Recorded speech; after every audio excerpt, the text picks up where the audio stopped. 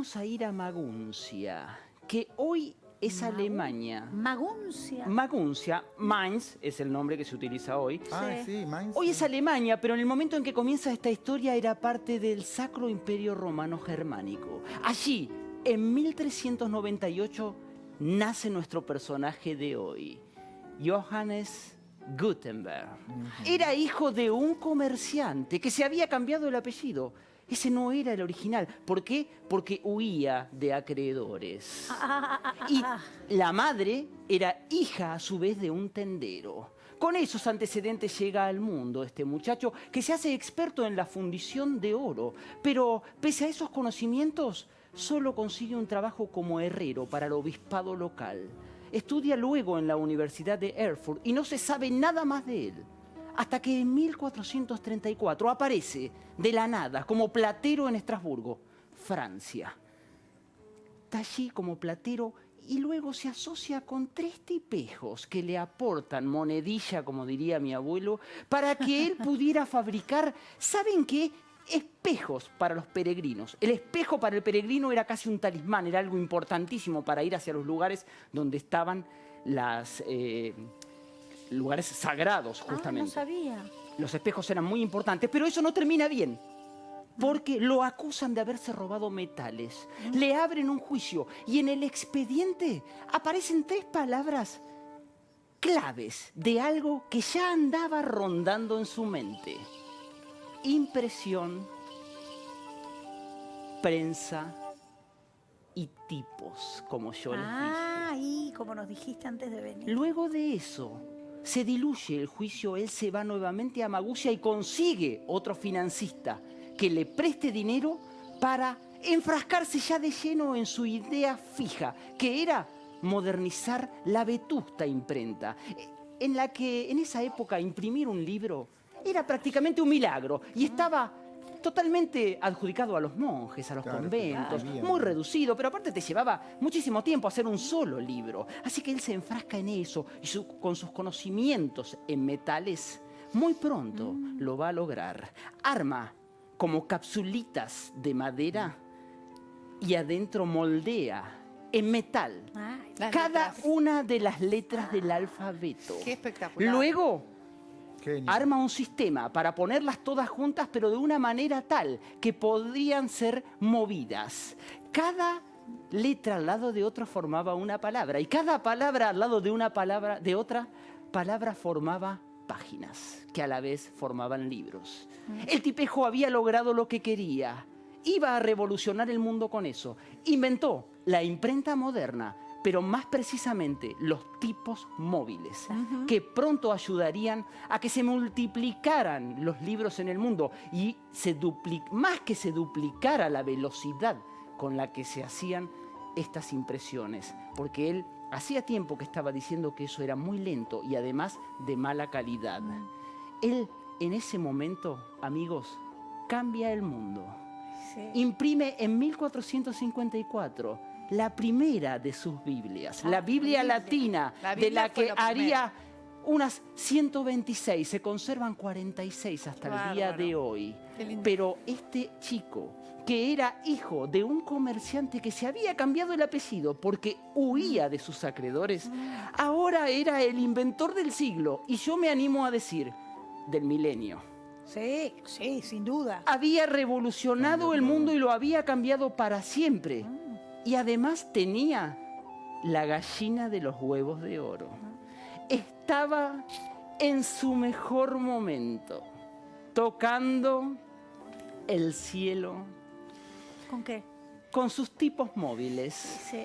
Pero qué cosa. Siempre hay un pincelazo que te mancha la página. Ya la tenés lista, pero te la mancha. Tintazo. Gutenberg era un genio, pero no era un hombre rico. Así que él necesitaba de financistas usurarios para poder poner su propia imprenta en la que trabajaba de sol a sol. ¿Saben con quién? Con lo que él llamaba sus 26 soldaditos de plomo. Los 26 tipos móviles que él había creado. Pero ¿qué sucedió? En un momento se hundió tanto en deudas que no pudo pagarlas. Y el último que le daba crédito, el último de estos usureros, le cortó el chorro y le hizo juicio por moroso. Le sacaron todo, le sacaron la imprenta, las Biblias que él había impreso, los materiales que tenía. Quedó en la ruina, sin un centavo.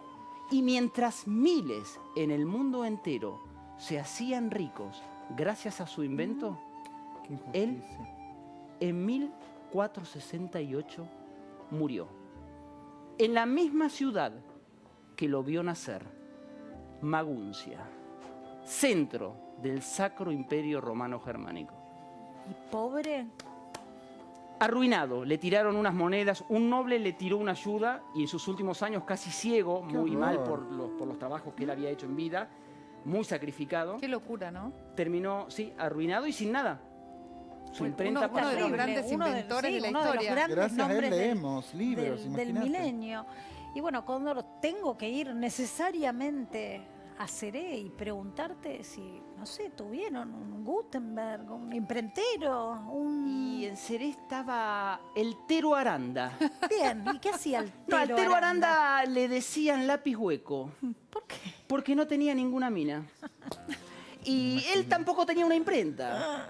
Pero tenía un primo lejano en América que tenía una imprenta. Una- Claro, lo que se conocía como publicación. Entonces él, Ah, claro, se las rebuscaba llevando, era práctica para hacer, era el sinónimo de imprenta. Claro, Él llevaba era todo a Gutenberg. América. Claro, era hosco, con una joroba tipo dromedario y unos anteojos tremendamente grandes para su pequeña carita.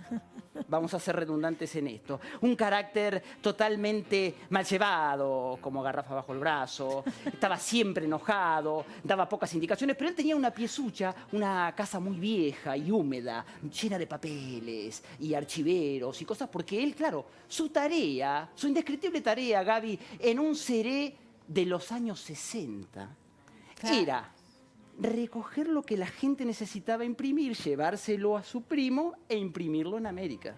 Entonces él llevaba noticias locales, llevaba estampitas de bautismos y comuniones, lindo. claro. participaciones de casamientos y los inefables afiches en blanco y negro de propaganda que se estilaban mucho en esa época. Ahora yo les dije que era más llevado como garrafa bajo el brazo Sí. y vos cuando lo saludabas siempre respondía lo mismo. La gente le decía, buen día, don Aranda.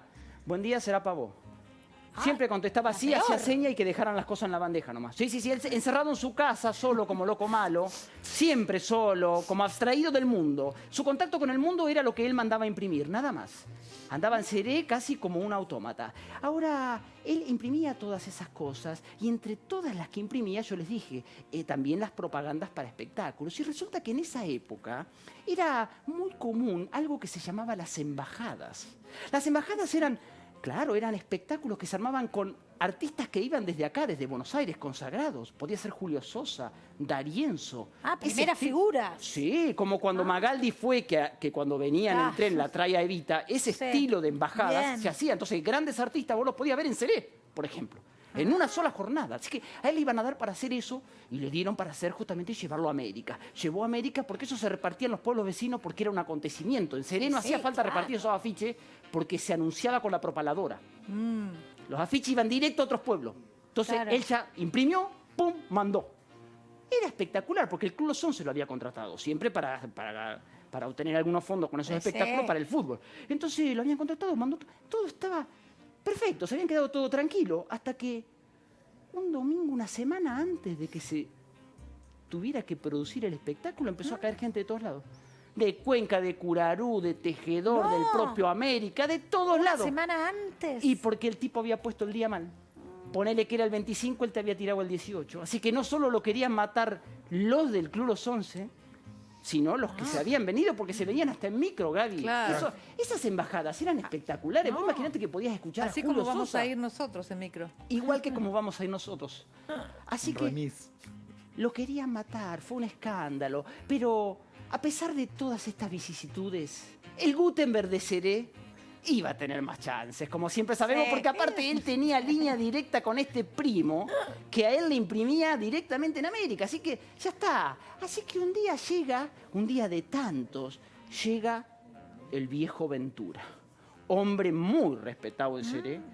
Llega, se le casaba su única hija, Mercedes. Las participaciones. Mercedes se le casaba, y si ustedes imagínense cómo llegó Don Ventura, se le casaba a Mercedita, que habían dado 10 años de novio con Horacio de Lía. El novio de toda la vida era, pero había cortado.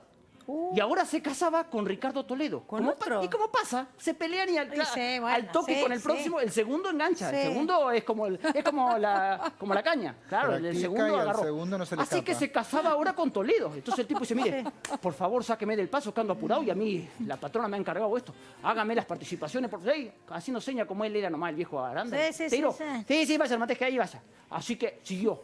Y dice, bueno, fue a América, imprimió perfectamente todo, las trajo y se las dio a Ventura. Y Ventura atolondrado como estaba. Y aparte porque se le venía mucho la fecha encima, salió como loco a repartir.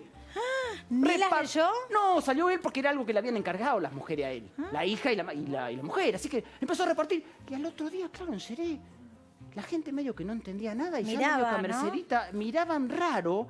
Y a Mercedita, cuando medio la cruzaban, ya alguno le preguntó también, porque pensaron que había agarrado el surque a patada de nuevo. Claro, ¿sabés qué pasa? Que el Tero se había quedado con que el novio de toda la vida era de Lía. Así Ya. que armó la participación.